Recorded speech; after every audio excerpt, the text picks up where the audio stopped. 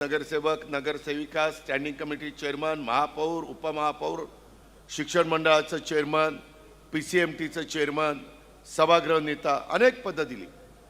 काम करताना ह्या शहराकडे मिनी भारत म्हणून बघितलं जातं. अनेक जाती धर्माचे लोक इथं गुण्या गोविंदाने राहतात आणि जातीय सलोखा ठेवून इथला विकास झाला पाहिजे अशा प्रकारची भूमिका ही माझ्यासारख्या कार्यकर्त्यांनी स्वीकारली आणि तेव्हापासून जवळपास ह्या शहरांनी देखील 2017 पर्यंत माझ्या नेतृत्वाखाली इथलं कामकाज त्या ठिकाणी केलं. 17ला वेगळी परिस्थिती झाली. मला सांगवीकरांना, नवी सांगवीकरांना प्रश्न विचारायचा आहे की भावनिक होऊन मतदान करू नका. 1992 ते 2017 25 वर्षात आम्ही लोकांनी काय केलं? बेस्ट सिटी म्हणून डॉक्टर मनमोहन सिंगजी पंतप्रधान असताना आपल्या शहराला देशातलं महत्त्वाचं शहर नंबर 1चं शहर म्हणून पारितोषिक मिळालं. मी त्या काळामध्ये जिथं कुठं फ्लायओव्हर करायला पाहिजे होते ते फ्लायओव्हर केले, डबल फ्लायओव्हर केले, सबवे केले, रस्ते रुंद केले, वेगवेगळ्या ठिकाणी पाण्याच्या संदर्भातली सुविधा केली, गार्डन केल्या, क्रीडांगणं केली, काही भागात स्मशानभूमी, त्याच्यामध्ये दफनभूमी, ह्या मूलभूत गरजा तिथं लोक राहत असतात त्यावेळेस त्या कराव्या लागतात. त्या सगळ्या गोष्टीला आकार देण्याचा प्रयत्न मी केला आणि पुणे शहराच्या तोडीस तोड अशा प्रकारचं पिंपरी चिंचवड आपण केलं. उलट नंतर लोक म्हणायला लागली की पिंपरी चिंचवडचे रस्ते बघा किती रुंद आहेत, पिंपरी चिंचवडला सर्व्हिस रोड आहे, पिंपरी चिंचवडला अशा प्रकारच्या सुधारणा झाल्यात. आणि त्याच्यामध्ये मी ज्या नगरसेवकांना निवडून देण्याचं आव्हान करायचो, सांगवीकर, नवी सांगवीकर, पिंपरी चिंचवडकर, तुम्ही त्या ठिकाणी निवडून द्यायचे आणि त्यामुळं आपला एक परिसर चांगला चाललेला होता. आज काय बघतोय? 2017 सालापासून तुमच्या माझ्या महानगरपालिकेला उत्तरती कळा लागली. ज्याच्या हातामध्ये इथलं कारभारी पद होतं, जे महानगरपालिकेची सूत्र चालवत होते, त्यांनी आपल्या महानगरपालिकेला आशिया खंडातली श्रीमंत महानगरपालिका, मी विकास करत असताना कधी कर्जरोखे काढले नाही, कधी बिलं थकून दिली नाही, आर्थिक शिस्त आणली, चांगले दिलीप बंड, त्याच्यामध्ये आशिष शर्मा, श्रीकर परदेशी, प्रवीण परदेशी, राजेश पाटील असे चांगले अधिकारी आणले आणि ह्या शहराचा अतिशय उत्तम पद्धतीने विकास करत करत आरोग्याच्या चांगलं राहण्याच्या करता हॉस्पिटल निर्माण केली. मधल्या काळामध्ये करोना आला तरी देखील आम्ही जम्बो हॉस्पिटल उभी केली आणि त्याच्यातनं लोकांना जी गरज होती, वॅक्सिन असेल, ॲम्ब्युलन्स असतील, त्याच्यामध्ये बेड्स असतील, त्याच्यामध्ये व्हेंटिलेटर्स असतील, सगळं काही देण्याचा प्रयत्न केला. नेहमी हे आपलं कर्मभूमी आहे ह्या नात्याने मी पिंपरी चिंचवडला त्या बाबतीमध्ये झुकतं माप देण्याचा प्रयत्न केला. आज आपण काय बघतो? आज माझा हा बराचसा परिसर हा पवना आणि मुळा ह्या नदीकाठी वसलेला माझा पिंपरी चिंचवडचा परिसर आहे. सांगवी गावठाण असेल, कुंभारवाडा, गंगानगर, आनंदनगर, मधुबन सोसायटी, ढोरेनगर, पवारनगर, शिंदेनगर, मुळानगर, लक्ष्मीनगर, चंद्रमणी नगर, जयमाला नगर, उशक्काल सोसायटी, त्याच्यामध्ये संगमनगर, प्रियदर्शिनी नगर, ह्या सगळं ह्या प्रभागामध्ये समाविष्ट आहे की ज्याचं प्रतिनिधित्व करण्याच्या करता आम्ही जे 4 उमेदवार दिलेले आहेत, आजूबाजूच्याही भागामध्ये उमेदवार दिले. माझं आव्हान आहे की जे आम्ही राष्ट्रवादी काँग्रेस पक्षाच्या वतीने उमेदवार दिलेत त्यांच्या चिन्हाच्या समोर घड्याळ आहे, काही ठिकाणी तुतारी आहे, तिथं बटन दाबून आपण यांना सगळ्यांना संधी द्यावी. ह्याच्यामध्ये मागं काय सांगितलं 2017ला? ना भय ना भ्रष्टाचार. आणि खुर्चीवर बसले. नीट आठवा नवी सांगवी आणि सांगवीच्या लोकांनो, मतदार बंधू भगिनींनो, तेव्हा मला काहीच माहीत नाही, विठ्ठल रुक्मिणीची मूर्ती घोटाळा झाल्याचा आरोप त्यांनी केला. त्यावेळेस महापौर कोण होतं? मी एका आदिवासी समाजाच्या भगिनीला महापौर केलेलं होतं. आणि आता मात्र मी त्यांची यादी बघितली, ज्या महापौरांच्यावर त्यांनी भ्रष्टाचाराचे आरोप केले तेच आत्ता त्यांनी उमेदवार म्हणून त्यांच्या पक्षाने निवडलेले. म्हणजे तो कथित भ्रष्टाचार खरा होता की खोटा होता हे निवडणुकीचा जुमला होता अशी शंका या निवडणुकीत नागरिकांना येऊ लागली. बदनामी झाली. जर त्या व्यक्तीनं भ्रष्टाचार केला होता तर तुम्ही उमेदवारी कशी काय दिली? त्याचं उत्तर नागरिकांना मिळालं पाहिजे. ह्या भागामध्ये महापौरपद पण मिळालं, तरी या परिसरामध्ये 17 ते 2000 आत्तापर्यंत 9 वर्षात विकास जो व्हायला पाहिजे होता तो झाला का? त्याच्यामध्ये इथली आरोग्याच्या समस्या, पाणी पुरवठा, ड्रेनेज, आत्ता मला काही सोसायट्यांचे बांधव, मी जरा स्वर्गीय नानासाहेब शितोळेंच्या घरी काही माझ्या सहकाऱ्यांना भेटायला, शितोळे परिवाराला भेटायला तिथं थांबलो होतो. मी जरा लवकर आलो होतो आणि म्हणून तिथं भेटून यावं, कारण तुम्हाला सगळ्यांना माहिती आहे मी ज्यावेळेस राजकारणात आलो त्यावेळेस बऱ्याचशा बैठका माझ्या नानासाहेब शितोळेंच्या घरी व्हायच्या आणि त्याच्यामुळं त्या जुन्या आठवणीपोटी मी तिथं गेलेलो होतो. अजयला, बाकीच्या सगळ्यांना मी भेटत होतो, त्यांच्याशी बोलत होतो. मित्रांनो, तुम्ही मला सांगा, तिथंही काही सोसायटीचे लोक आले होते. ते म्हणले, दादा ज्यावेळेस नदीला पूर येतो त्यावेळेस आमचा सगळा परिसर पाण्यामध्ये जातो. ह्याला एकमेव कारण इथं जे आपल्या इथं ओढे नाले आहेत त्या, का रे बाबा कोणाची सुपारी घेऊन आला? त्यामध्ये आपल्याला जे काही ओढे नाले आहेत हे निसर्गाने पृथ्वी तयार झाली त्यावेळेस केलेले आहेत आणि आता त्याच्यातून पाणी वाहत असताना बऱ्याचशा ठिकाणी ओढे नाले अडवलेले आहेत. त्याचा जबरदस्त फटका तिथल्या नागरिकांना बसतो. ब्लू लाईन, रेड लाईन निघालेली आहे. आपल्या पलीकडच्या भागामध्ये रेड झोन आहे. ह्या ज्या काही समस्या आहेत, मी माझ्या 25 वर्षाच्या कारकिर्दीमध्ये अशा कुठल्याही गोष्टी घडवून दिलेल्या नव्हत्या ज्याच्यातनं माझ्या सांगवीकरांना, नवी सांगवीकरांना मदत होईल, फायदा होईल, नव्या पिढीला पण मदत होईल अशा पद्धतीनं मी प्रयत्न त्या ठिकाणी करत होतो.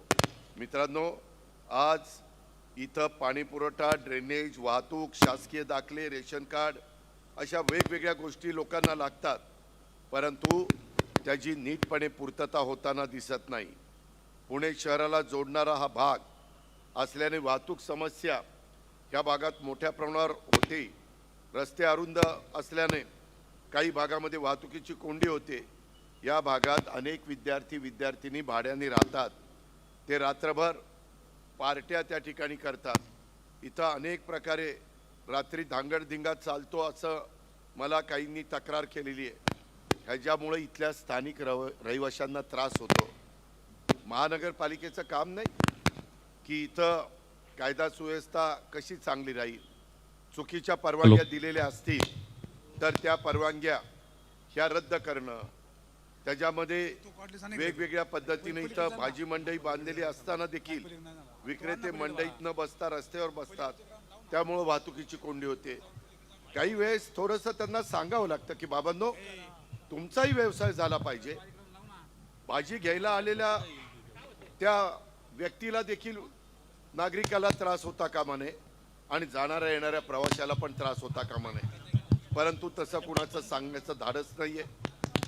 जागा ज्याचं आरक्षण आहे त्या ताब्यात आल्यानं न घेतल्यामुळं त्या विकसित झालेल्या नाही आहेत. त्याच्यामुळं तो प्रश्न आहे. प्रदूषित नदीमुळं दुर्गंधी आणि त्या बाबतीमध्ये आपल्याला दुर्गंधी पण होती आणि डासांचा प्रादुर्भाव देखील माझ्या या भागातल्या नागरिकांना त्या बाबतीमध्ये सहन करावा लागतो. संविधान चौक ते माहेश्वरी चौक किंवा संविधान चौक ते सांगवी फाटा दरम्यान गुंठेवारीत दाटीवाटीनं अनधिकृतपणे निवासी इमारती बांधल्या, अनेक समस्या निर्माण झालेल्या आहेत. त्याच्यात मार्ग काढता येतो ना. आता व्हर्टिकल आपण जातो, त्याच्यात TDR आपण जास्त देतो. पाठीमागच्या काळामध्ये लोकसंख्या कमी होती, त्याच्याहून लहान रस्ते असले तरी सांगवीकर चालत होतं. आता लोकसंख्या वाढली. तुम्हाला आश्चर्य वाटेल, 2029ला आपल्या पिंपरी चिंचवडमध्ये मी ज्यावेळेस खासदार झालो तेव्हाच एक आमदार आणि थोडासा भाग मुळशीला जोडलेला होता. आता 3 आमदार आहेत. 2029ला 5 आमदार झाले तर आश्चर्य वाटून देऊ नका. एवढं पॉप्युलेशन वाढतंय आणि त्याच्यामुळं तिथं ज्या काही समस्या होत आहेत, लोक आता वाहनं वाढल्यामुळं रस्त्यावर वाहनं लावली जात आहेत, त्याच्यामुळं असलेले रस्ते आणखीन अरुंद होत आहेत आणि त्याच्यातून माझ्या वाहतुकीची कोंडी होती. लोकांचा वेळ वाया जातोय. लोकांचा वेळ फार महत्त्वाचा आहे. हे सगळं आपण त्या ठिकाणी पाहिलं पाहिजे. अनियमित पाणी पुरवठा आणखी किती दिवस माझ्या मायमाऊलींनी आणि इथल्या नागरिकांनी सहन करायचा, असा देखील सवाल इथले स्थानिक नागरिक त्या ठिकाणी करतायत. आणि म्हणून नवी सांगवी येथील माझं गणेश नगर, समता नगर, स्वामी विवेकानंद नगर, विवेकानंद सोसायटी, आदर्श नगर, राजाराम नगर येथील परिसरात एक दिवसाआड पहाटे 5 वाजता पाणी येणार असल्यानं नागरिक 4 वाजल्यापासून उठून पाण्याची वाट बघतात. त्यातच वेळेत पाणी पुरवठा होत नाही. त्यामुळे एकतर त्यांची झोपमोड होते, त्याच्यामध्ये दिवसभराचं कामकाजाचं नियोजन माझ्या लाडक्या बहिणींना नीट करता येत नाही. त्याचा त्रास त्यांना सहन करावा लागतो. एकूणच संत गोरोबा कुंभार उद्यानाची दुरावस्था, तसेच मुळा नदी काढण्याचे सुशोभीकरण रखडलेलं आहे. सांगवी पुलाचे सेवा रस्ते आणि जोड रस्त्यांचे रुंदीकरण प्रलंबित आहे. मधुबन सोसायटीच्या परिसरामध्ये डीपीचा प्रश्न अद्यापपर्यंत सुटलेला नाही आहे. उन्हाळ्यात पाणी पुरवठा, पाण्याची मोठी कमतरता असते आणि लोकसंख्येच्या तुलनेने पाईपलाईन पाण्याची जी त्याची वाढवायला पाहिजे ती वाढवली नाही आहे आणि त्याच्यामुळं खूप त्रास माझ्या इथल्या नागरिकांना सहन करावा लागतो. मी तुम्हाला सगळ्यांना सांगायला आलो आहे की हे जे काही चाललेलं आहे हे आपल्याला थांबवायचं असेल तर मी ह्या सगळ्यांचं नेतृत्व करणार आहे. मी मागं तुम्हाला 25 वर्ष काम करून दाखवलं आहे. मी कामाचा माणूस आहे. मला अजून उद्याच्या काळामध्ये IT आपल्याकडे आलेली आहे. AIचा वापर करून, नवीन टेक्नॉलॉजीचा वापर करून मला नागरिकांना त्या ठिकाणी सुविधा द्यायच्या. आज ज्यांच्या हातात सूत्र आहेत त्यांनी आपल्या महानगरपालिकेला कर्जबाजारी केलं आहे. जी आशिया खंडातली श्रीमंत महानगरपालिका होती त्यांनी आता 4,000 कोटी रुपयाची स्थापत्याची बिलं देणं बाकी आहे. सांगवीकरांनो, आर्थिक शिस्त ह्या महानगरपालिकेतली बिघडलेली आहे. इथं रिंग करून कामं घेतली जातात. मी आत्ता काही लोक मला सोडून गेली. मी काही त्यांच्या जवळच्या लोकांना विचारलं, का रे बाबा हे काय सोडून गेली? ते म्हणले, दादा ते म्हणतात अजित पवार विकास करतात परंतु आमचं आर्थिक, आम्हाला जे बळ मिळायला पाहिजे, आमची आर्थिक ताकद वाढायला पाहिजे, ती ताकद आमची वाढत नाही आहे. आम्हाला तिकडं गेलं तर तिथं कामं मिळतील. कुठलीही महानगरपालिकेची टेंडर जास्त दराने आम्हाला काढता येतील, 2 पैसे कमवता येतील. सांगवीकरांनो, ही सगळीजणं स्वतःच्या स्वार्थाकरता गेलेली आहेत. यांना काही तुमच्याशी घेणं देणं नाही आहे. 92 पासून आजपर्यंत अजित पवार चांगला नेता होता आणि एका रात्रीत असा काय चमत्कार घडला की अजित पवार बेकार व्हायला लागला आणि हे तिकडे निघून गेले.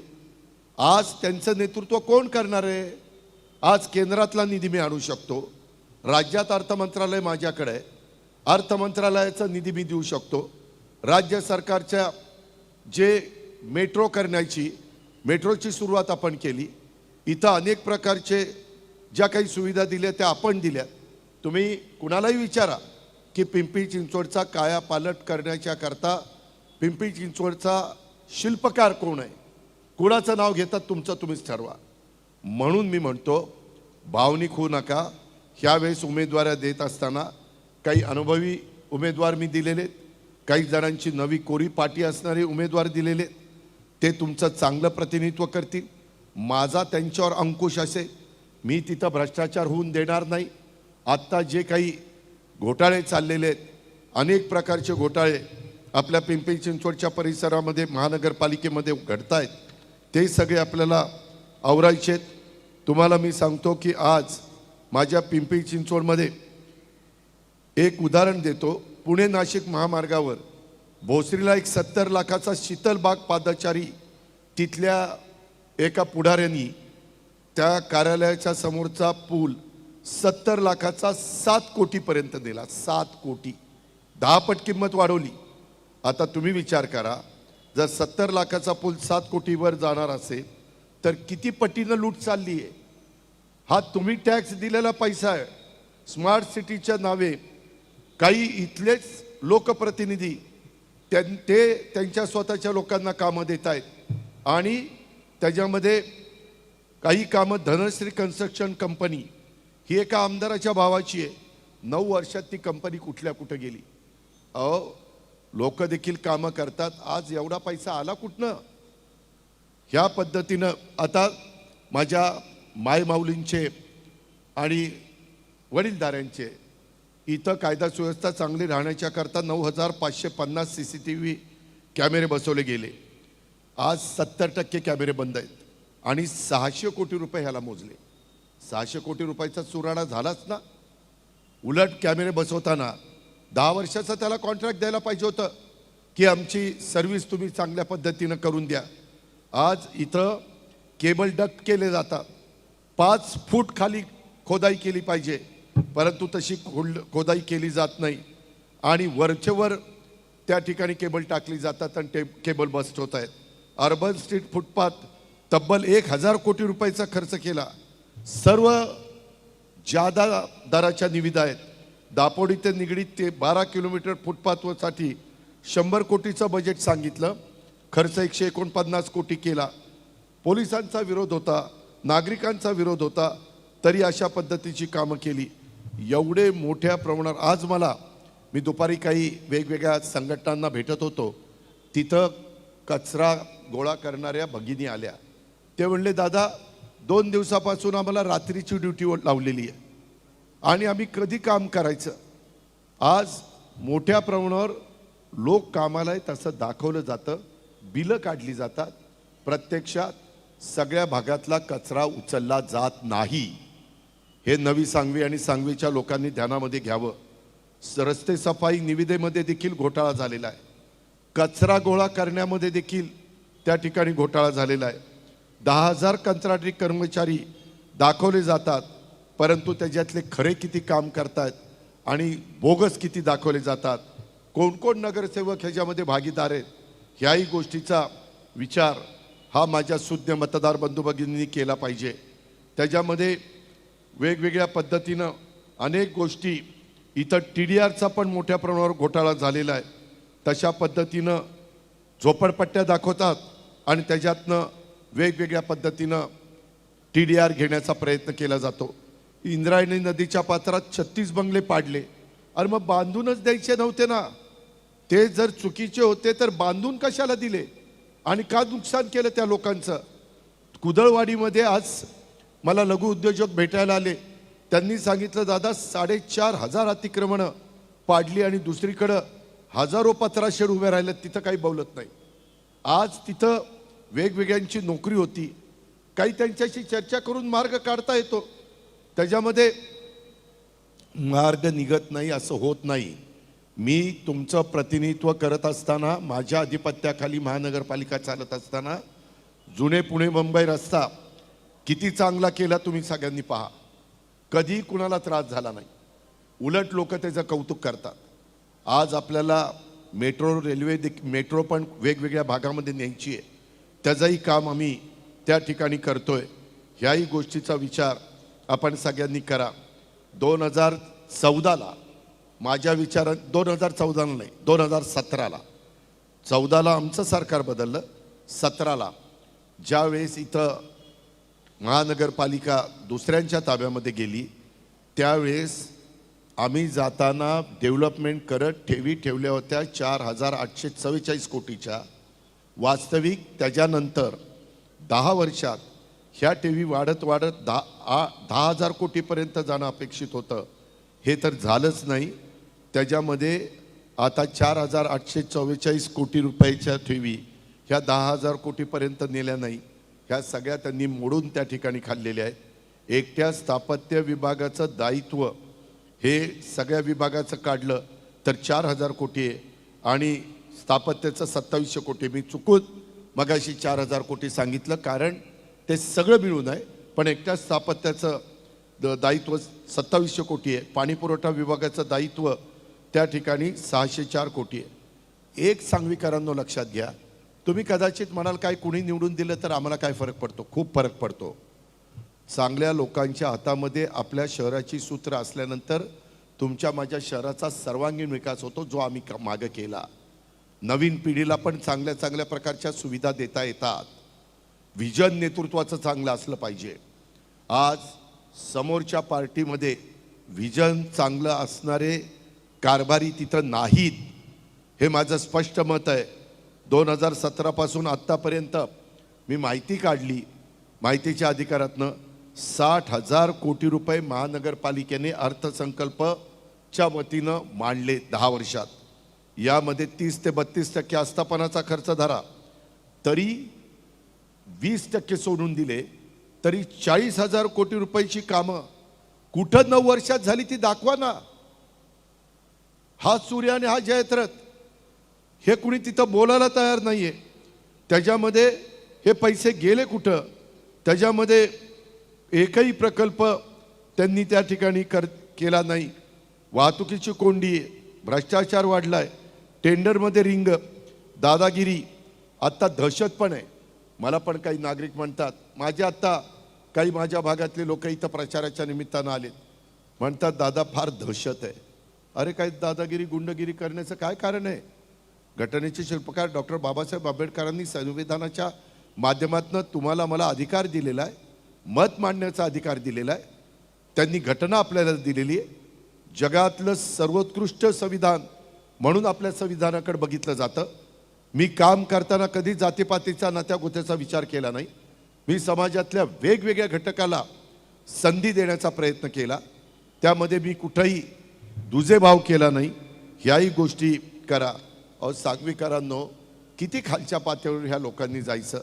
ह्या मधल्या 9 वर्षाच्या काळामध्ये शहरात अंदाजे 1 लाख भटकी कुत्री असल्याचं सांगितलं जातं. महानगरपालिकेने गेल्या काही वर्षात 43,680 कुत्र्यांवर नसबंदी शस्त्रक्रिया केल्याचा दावा केला आणि त्यासाठी खर्च किती केला? 7 कोटी रुपये. नसबंदी कुत्र्यांवर करायला 7 कोटी रुपये. आता कुत्र्यांची बोगस नसबंदी झाली, तिथं भ्रष्टाचार झाला. कुत्र्यांची नसबंदी झाली तरी कुत्री आहे त्यांना पिल्लं होत आहेत. त्या कुत्री म्हणतात अरे ह्याची नसबंदी केली, मला पिल्लं कशी काय होत आहे? आता काय यांना बोलावं? गमतीचा भाग नाहीये.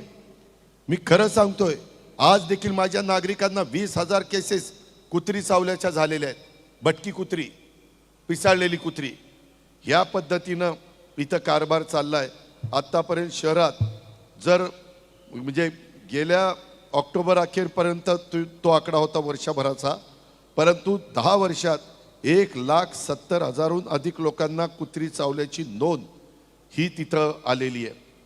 एक उदाहरण, स्मार्ट क्लासरूम तो प्रकल्प एवढा भ्रष्टाचार केलाय.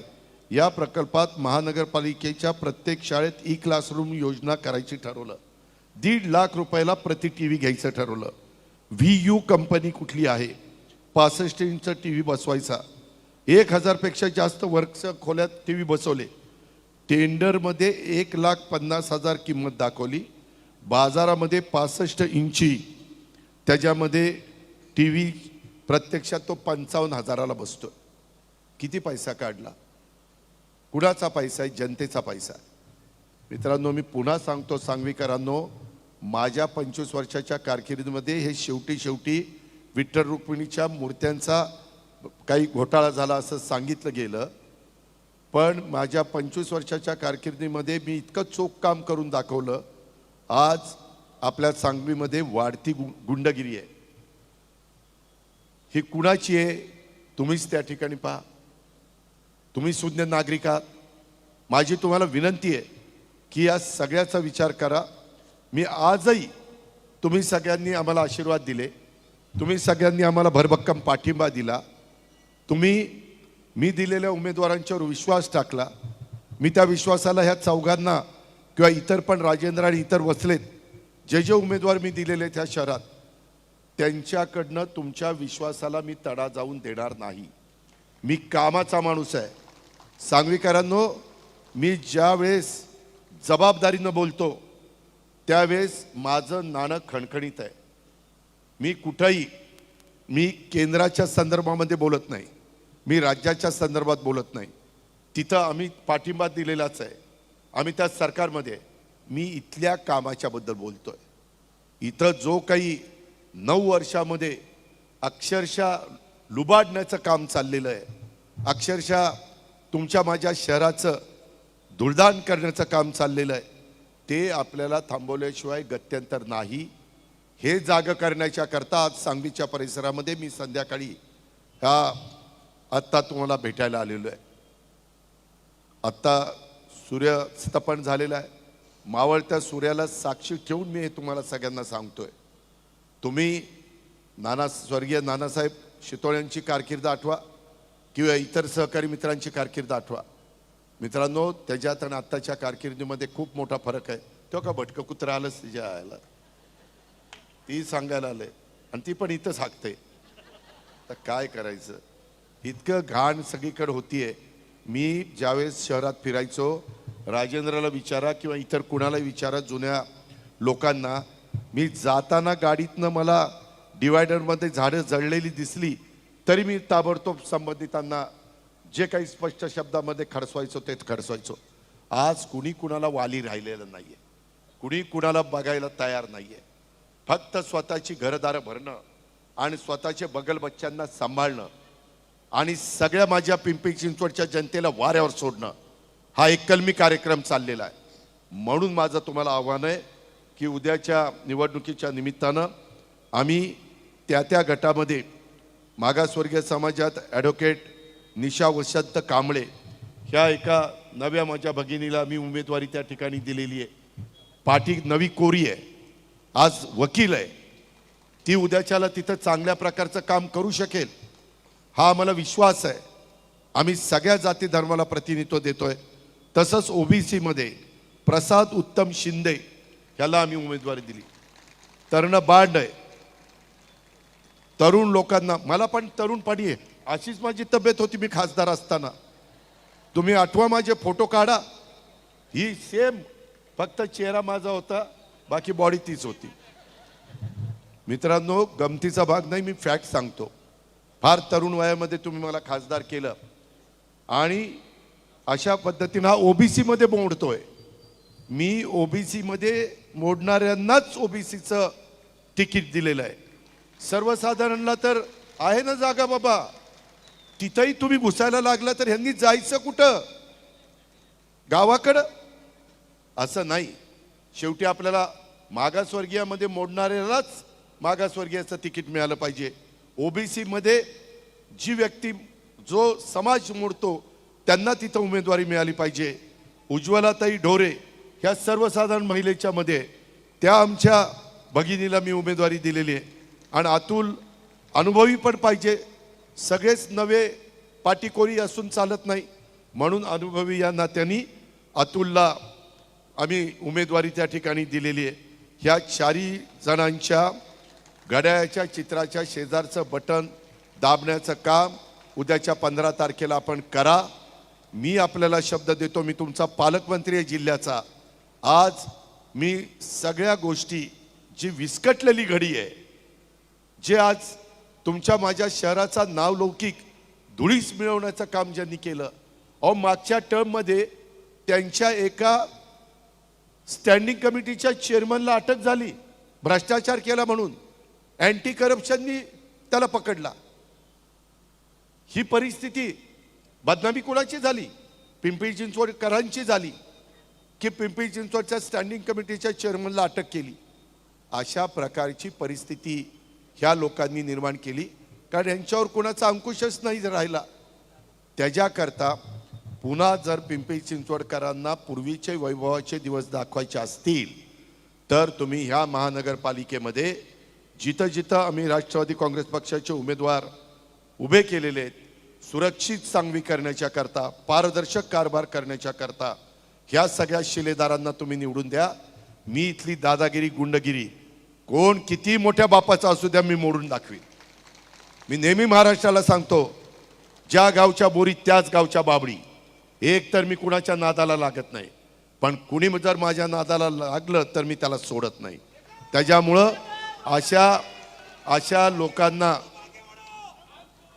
अशा लोकांना घाबरण्याचं काही कारण नाही.